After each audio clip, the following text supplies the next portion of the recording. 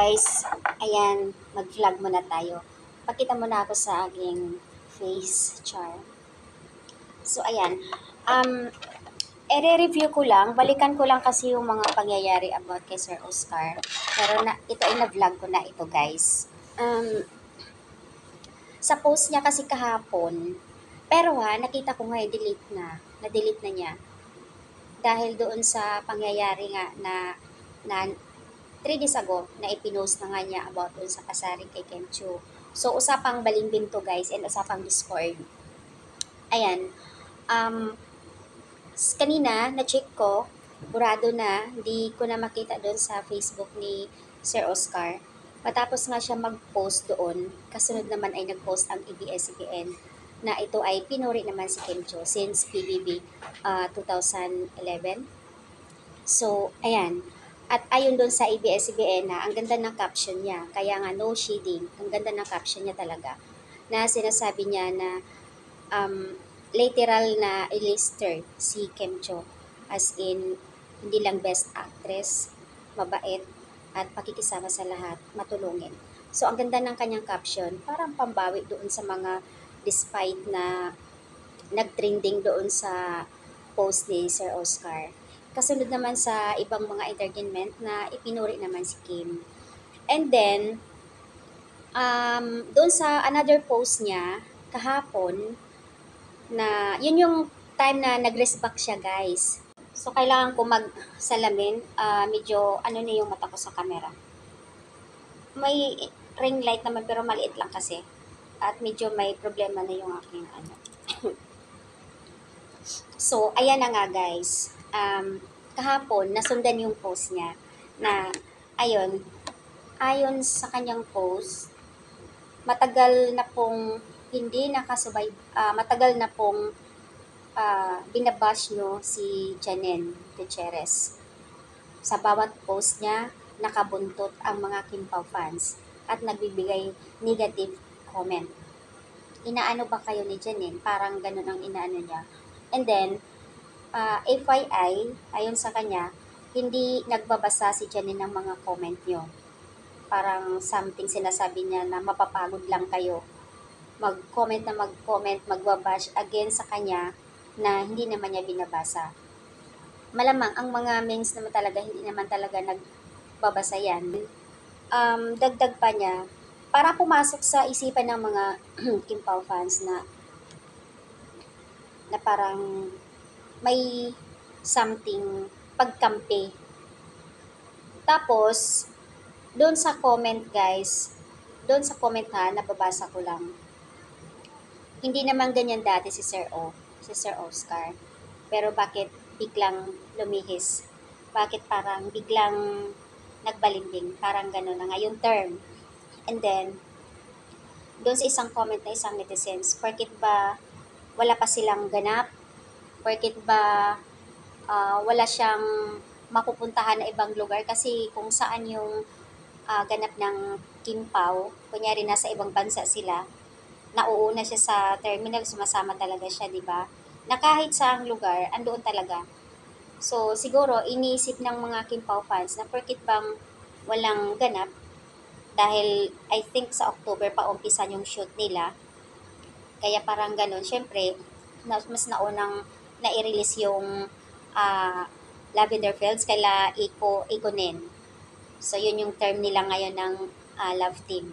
So, ayan guys, ang daming nagbibigay komento doon na Kishu, balimbing si Sir, hindi katulad dati talaga. But anyways, okay lang yun guys, move on na.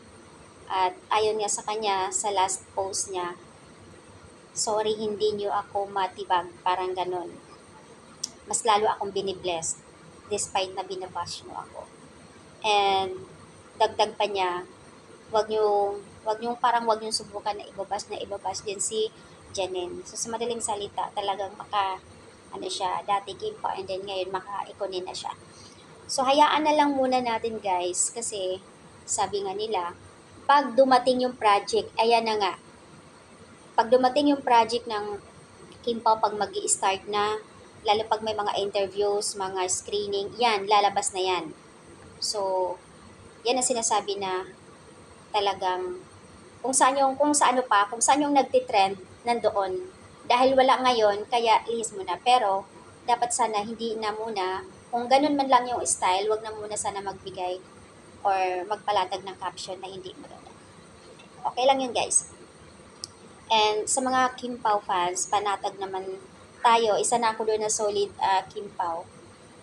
Siguro wag na lang pansinin kasi the more na pinapansin, alam nyo yun, the more na pinapansin, mas parang lalong nagiging, tsaka kawawa si Kim na syempre mas pinoprotektahan din natin na iwas bash.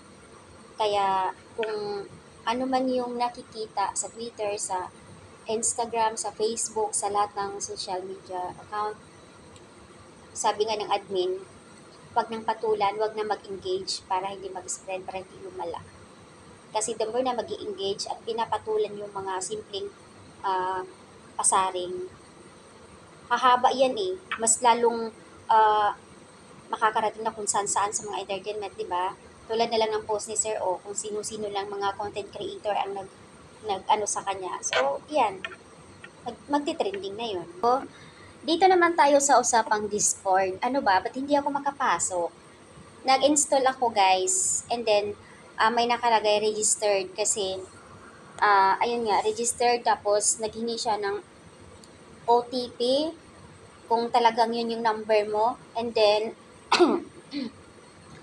OTP tapos email ad.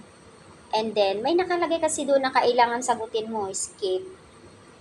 May mga question doon na kailangan mo sagutin. So, ginagawa ko yun. Hindi pa rin ako makapasok. Sabi nga ng admin, yung sa Natix na baka sa server, sa daming pumapasok. In fairness naman ha, si Pau, grabe ka. Should I create a Kim Pao Discord channel? Nakakatuwa.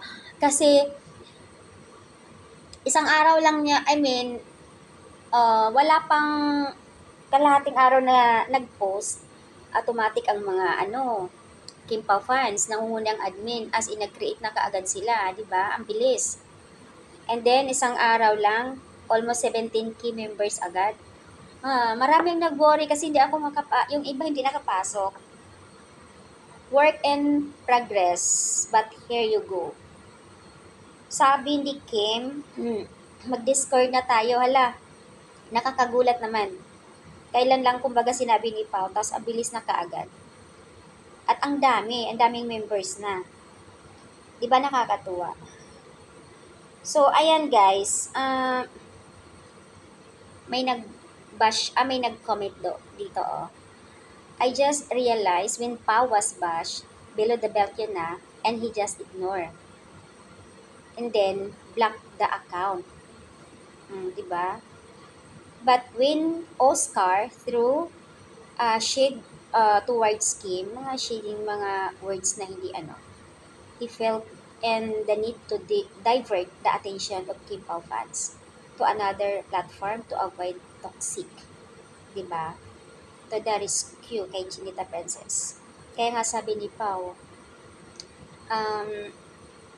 wag na lang, kumbaga, i-ignore, iwasan yung mga toxic, mga negativity. Siyempre, bilang isang Pao, at andoon yung pag-protect niya kay Aro. Diba? So, ayan guys, yung update. Sorry, naubo ako.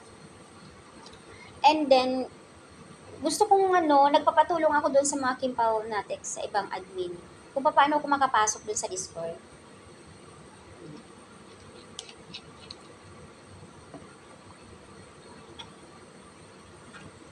May ubo ako guys. Ayan. Tapos guys, may nabalitaan ako na sabi, nabasa ko lang doon sa ibang site, mas mauuna yung movie ng Hello Love Goodbye kaila Aldin and Catherine. Sorry. Kung tawagin sila ay Catherine. So, mas mauna daw sila ipapalabas Star Cinema bago daw sila Kim Pao. Kasi nga, 'di ba, mas may movie ngayon si Josh Lia as in Blockbuster. So, sa susunod na ipapalabas daw ang Catherine, and then siguro, hindi alam kung ano kasi mag-start daw ng October 2. Ayon sa kanila ha, ang shoot ng movie nila, Kim Pao. So, ibig sabihin, kailangan maunang matapos muna, maipalabas yung movie nila, Kathleen. Kaya hindi naman pwedeng sabay-sabay, di ba? So, yun lang guys, yung update. Alam niyo po ba, kung ipapakita ko yung gallery ko, halos puro mga kimpaw. Nakakatuwa. Almost 5,000 na. Kita nyo naman guys. Kita nyo naman oh. Puro mga, puro mga kimpaw fans. Puro mga kimpaw yan. Oh, dami yan. Mga video. Yan. Guys, lalo na dun sa isa kong cellphone kasi madalas yun ginagamit ko. Sobrang nakakadismaya 2 days ago dahil doon sa mga pangyayari. Pero tapos na yun. Huwag na natin ulitin. And then, sa ngayon, ang sinusubaybayan muna natin sa Showtime si Kim. Kung saan ay talagang napaka-clingy niya. At balik tayo doon sa routine nila na talagang workout.